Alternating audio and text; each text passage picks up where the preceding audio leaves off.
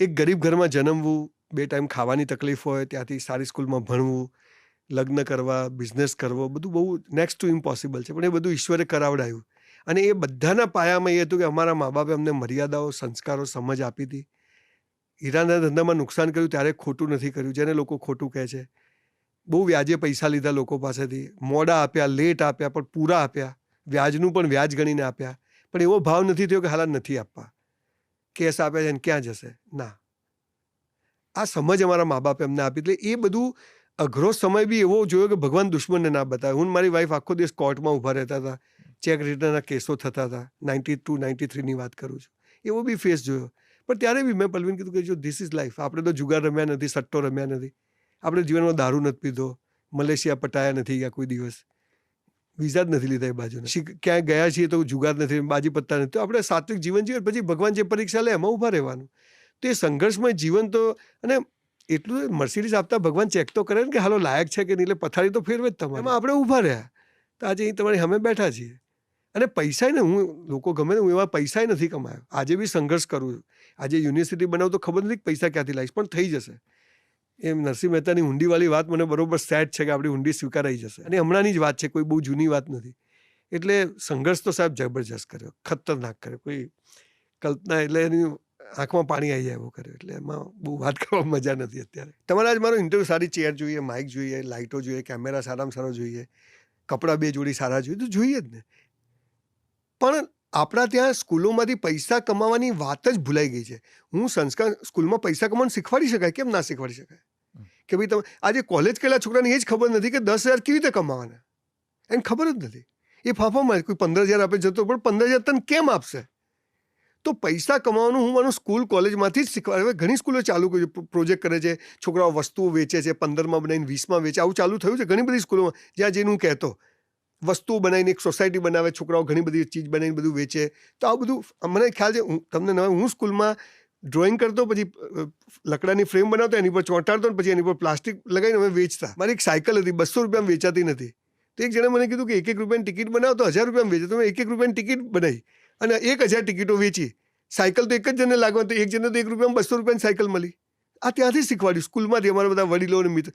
તો પૈસા કમાવાની નાનપણથી જેટલું જ, તમે વોરેન બફેટથી માની બધા એક જ વાક્ય બોલે છે, અમે બહુ નાનપણથી પૈસા કમાવાની શરૂઆત કરી હતી. આપણો ઢાંઢો 25 વર્ષે કરે છે કે ત્યાં સુધી તો બાપા જ આપતા હોય છે. મેં તો ટ્યુશન કર્યા છે, બસ સ્ટેન્ડ પર બૂટ પોલિશ કરી છે, વેટરની જોબ કરી છે. મેં સ્કૂલ પછી બાપા પાસેથી પૈસા લીધા જ ને. તો એક સમજી ગયો હતો કે પૈસા તો જોઈશે જ.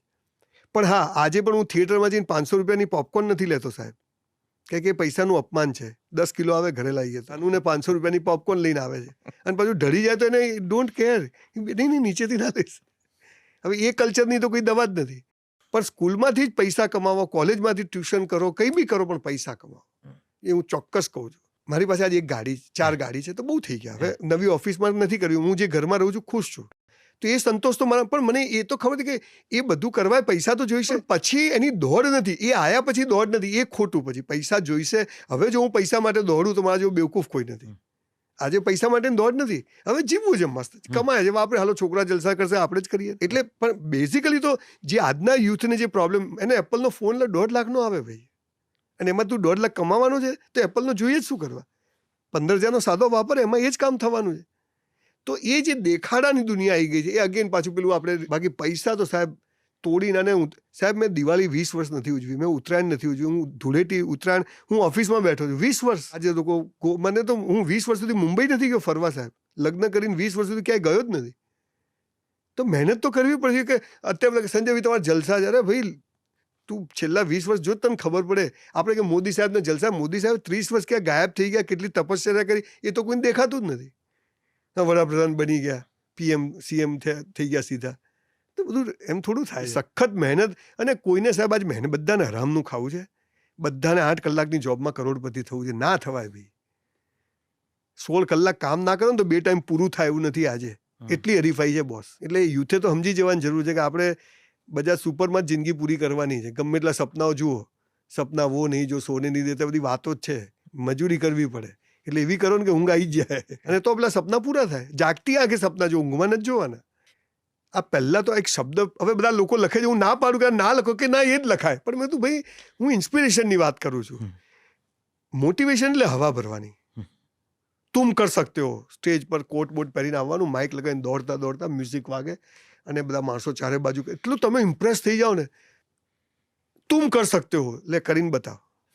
બાપાનો બગીચો છે, ધંધો નથી ચાલતો, લે ચલાવીને બતાય તું. તો તું જ બોલવાનું બંધ કરીને ધંધો કર ને ભાઈ. એમ થોડું ધંધો બોલવાથી બધું થાય છે. પણ તમે જે લેવલે છો ત્યાં બેસ્ટ છો, આ મોટિવેશન છે. અને કોશિશ કરો અને પરિણામ ઈશ્વર પર છોડ દો. આ અધ્યાત્મને સાથે લઈ અને જે વાત કરો, મારી 90% વાતો અધ્યાત્મની જોવા, હું ખાલી દેશી ભાષામાં બોલું. એમ કેવું કે મેરા હૈ સો જાવે નહીં, જો જાવે. હું સૌથી હોશિયાર માણસ 54%, સૌથી હોશિયાર હિરાન ધંધામાં નુકસાન કર્યું. તેંડુલકર 10 મેચોમાં 0 થઈને પછી ડબલ સેન્ચુરી મારે. પેલો તેંડુલ, આ બધું સાહેબ, this is all about time. આ આપણને ખબર નથી, એટલે બધા જ પ્રશ્નોની મોટિવેશનની જરૂર પડે. બાકી શેનું મોટિવેશન? પહેલા તો હું કોઈને સાંભળતો નથી, કોઈને નથી સાંભળ્યા. ક્યાંક કોઈ ક્લિપ આવી ગઈ, ગાડીમાં બેઠો જોઈ લીધી હોય. પણ હું એવું માનું છું કે એ બીજાના જીવનની વાતો કરે છે. સ્ટીવ જોબ્સે આમ કર્યું, વોરેન બફેટે આમ કર્યું, ટેસ્લાવાળાએ આમ કર્યું.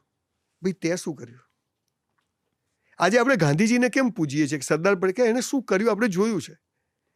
મોટિવેશન માટે આપણી પાસે કોઈ રામ ઓછા છે? આપણી પાસે પટેલ ઓછા છે? આ બધા ધોળિયાઓ આપણી ચોપડીઓ ચોરીને ગયા, અંગ્રેજીમાં લખીને આપણા મોટિવેશન સ્પીકરો એમ કહે છે કે પેલાએ આમ કીધું, સ્ટીવ જોબ્સ આને આમ.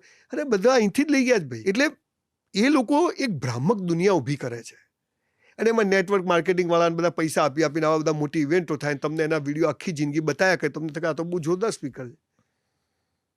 આપણે મોટિવેશનલ નથી કરવું. એક સામાન્ય બૂટ પોલિશ વાળો પણ તમને સાંભળે ખુશ થઈ જાય ને, આ એક સૌથી મોટું મોટિવેશન. અને એ બૂટ પોલિશ કરવામાં ખુશ રહે અને એ સારું કરવાની કોશિશ કરે. આ મોટિવેશન છે. કે હું ગરીબ છું, મારે નેગેટિવ વિચાર આવે. નેગેટિવ આવે તો પોઝિટિવ બી આવશે. સુખ છે તો દુઃખ બી આવશે, દિવસ છે તો રાત બી આવશે, અમીરી છે તો ગરીબ. આ બંને વસ્તુ સમજાવી દે માણસ, જે સાક્ષી ભાવ આપણો. અર્જુન જેવો અર્જુન યુદ્ધ જીતે, પેલો લૂંટાઈ ગયો જંગલમાં. તો આ બધું શું છે? તો આ હું લોકોને કહું છું કે ભાઈ, અમિતાભ બચ્ચનનો છોકરો સુપરસ્ટાર ના થઈ શકે, જાહેરાત નહીં મળતી બિચારાને. This is time. તો એમ થોડું બધું થાય છે. એટલે મોટિવેશન શું છે? તમને વહેમમાં નહીં, પણ તમને જ્યાં છો ત્યાં તમે બેસ્ટ છો. મારે કોઈથી હરીફાઈ જ નથી. મારી હરીફાઈ મારી જોડે છે. મારે મારી જાતને ગઈકાલ કરતાં આજે બેસ્ટ કરવાની છે. આટલી જ વાત છે, બીજી કોઈ વાત જ નથી. એના માટે જે કહેવું પડે એ કહેવું પડે. અને એટલે હું મારા જ દાખલા આપું, હું કોઈ બીજાના દાખલા જ નથી આપ કે ભાઈ જો આવું થયું, એ દાડ મરી ગયો તો તમે કોને બોલાવ? સારું થયું ના મરી ગયો. મરી જશો, પરીક્ષા ટકા ના મરી જશો, સાલા ફરીથી બધું ભણવું પડશે. ફરીથી જન્મ લઈને બાલ એને કરતા 12માંથી 2 વર્ષમાં પતી જશે. પત્ની ના ગમી, છૂટાછેડા લીધા, બીજી વાર સાલા એ જ મળશે. નથી ગમતું, તને નથી, નજીક આવો, કોમન મિનિમમ પ્રોગ્રામ પર આવો, થઈ જશે, બધું સેટ થઈ જશે. 3500થી વધારે લોકો મારી પાસે મેસેજ છે, લેટર છે કે સાહેબ તમારા કારણે મેં સુસાઇડ કરવાનું છોડી દીધું. આ તો જે મને મળ્યા છે, નહીં કીધું એવા કેટલાય હશે. અગેન પેલી વાત છે, એક્સેપ્ટન્સ નથી.